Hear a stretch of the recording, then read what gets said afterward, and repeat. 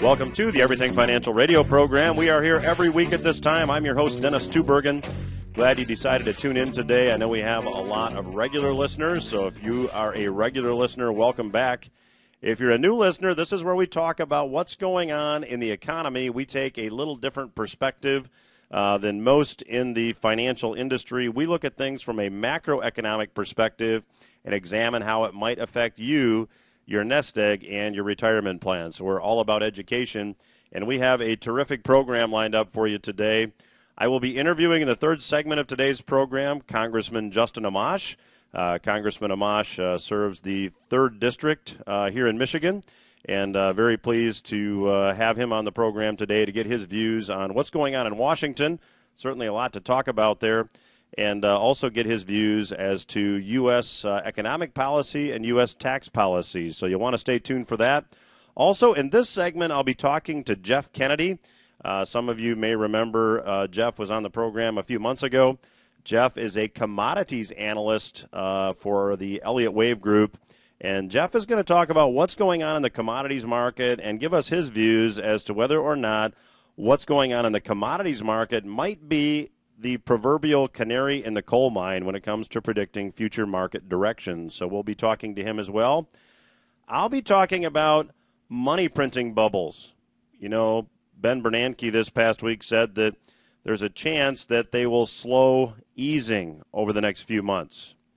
I'll believe it when I see it, but we're going to talk about bubbles that are created when central banks print money. We're going to look at one example in Japan, 2 examples here in the U.S., including the housing market.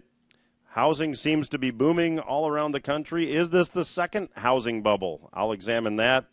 Also, something potentially very dramatic happened in Japan this past week. Is the Japanese bond market about to implode? We'll ask that question and examine it. Interest rates on Japanese bonds spiked to multi-year highs. Some good news here in the U.S. The U.S. budget deficit will be less than projected. Is that good news for the economy, or is it too little too late? We'll examine that as well. And finally, we'll examine global debt levels, deflation, and I'll explain to you why I think the U.S. dollar is going to get stronger in the near term. You'll want to stay tuned for that as well and listen to what it might do and how it might affect your personal situation. To remind you quickly as well that if you would like to get information about our new retirement rules class, we have a website set up to allow you to do that. The web address is simply newretirementrules.com. You can go there. You can get some information about the class. We have another class starting mid-June. There is some space that's remained, but seats are largely reserved for that. So if it's something you'd like to attend, you'll need to go to newretirementrules.com and register.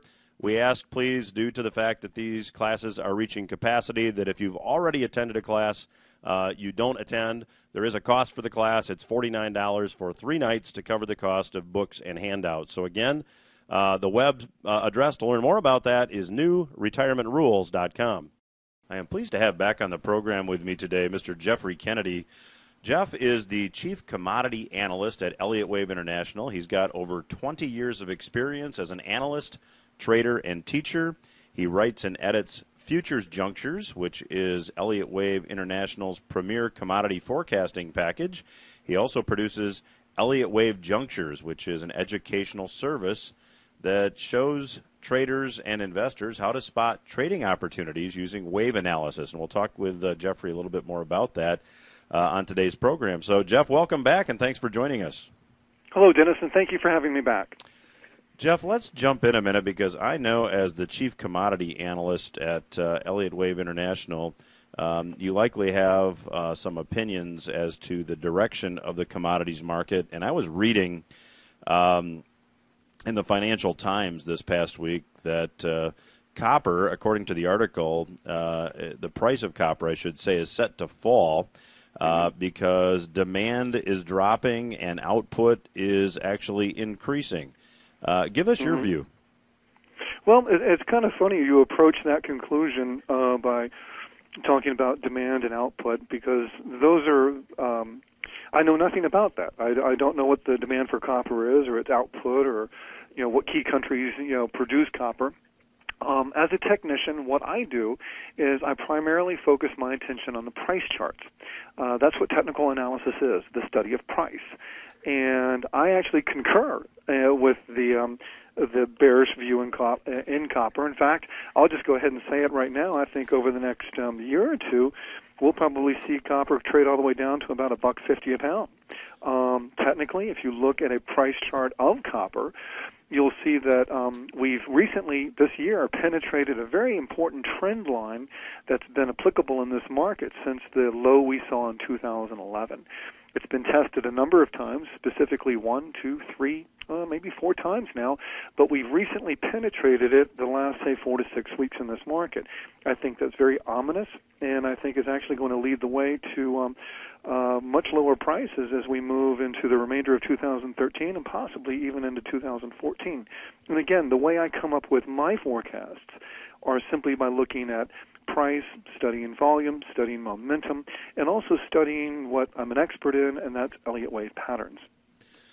Jeff, I bring that up because there are a number of analysts out there that claim that copper is the canary in the coal mine, if you will, as it relates to what the major stock indices are going to do. That copper, a decline in the copper market will typically often be followed by a decline in the major stock market indices. Do you concur with that particular observation as well?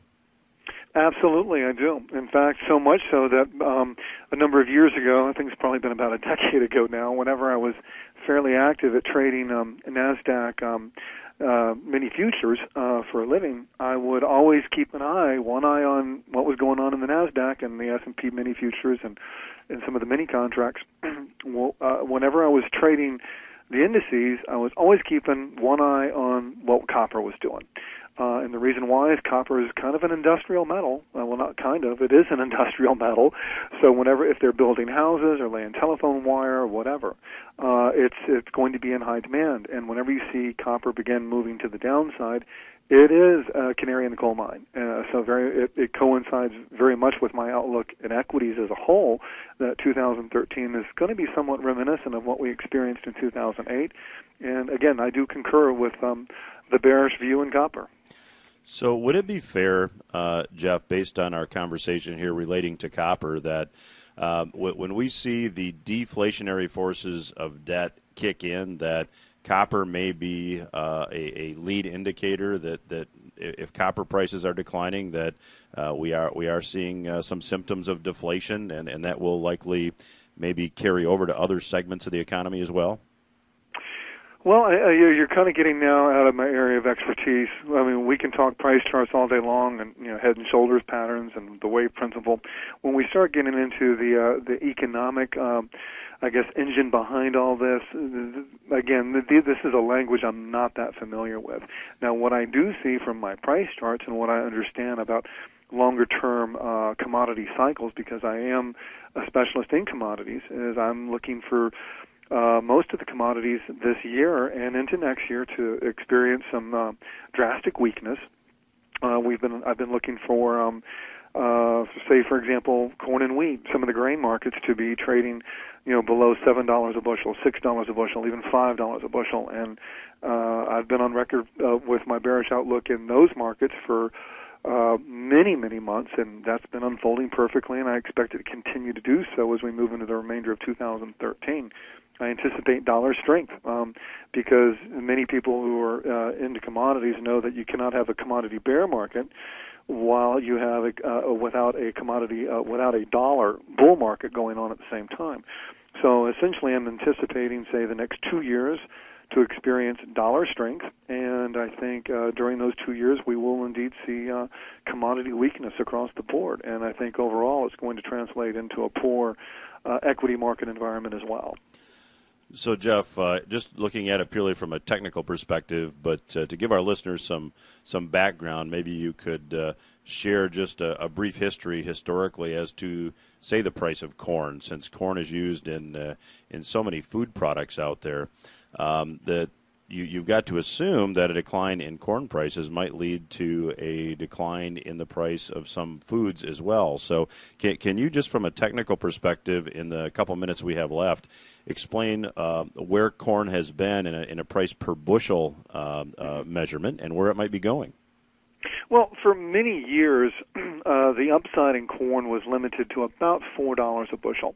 There was a period back in, say, 95, 96, where we did spike up to a little bit above $5 a bushel, but essentially, say, since the 1970s all the way through about 2005, the majority, a good, say, 90% of all price action had a ceiling in corn of about $4 a bushel and a floor of about, say, $1.75, $1.50. Well, the last, say, 5 years, since maybe roughly 2005, 2010, a lot of that's changed, and we have actually seen corn probe higher on a number of occasions, as high as $8 a bushel. Okay, well, I think from an Elliott Wave perspective, the pattern we've seen transpire since, say, the last 5 years in this market is a pattern we refer to as an ending diagonal. If you're familiar with old school Edwards McGee work, it's referred to as a rising wedge, and it's a very ominous picture. It is a terminating wave pattern, and in essence, it's calling, in my mind, for a move to below $4 a bushel as we move into 2013, 2014, if not lower. I think we can actually even challenge $3 a bushel. But right now, historically, corn prices are high. They're above the mean. But I think they're going to be coming back down. And this year and next, I think, are the years we're going to do it. In other words, we're going to see a repeat of what we experienced in 2008. We're going to leave it there. Our guest has been Mr. Jeffrey Kennedy, Chief Commodity Analyst at Elliott Wave International. We will return after these words. Stay with us.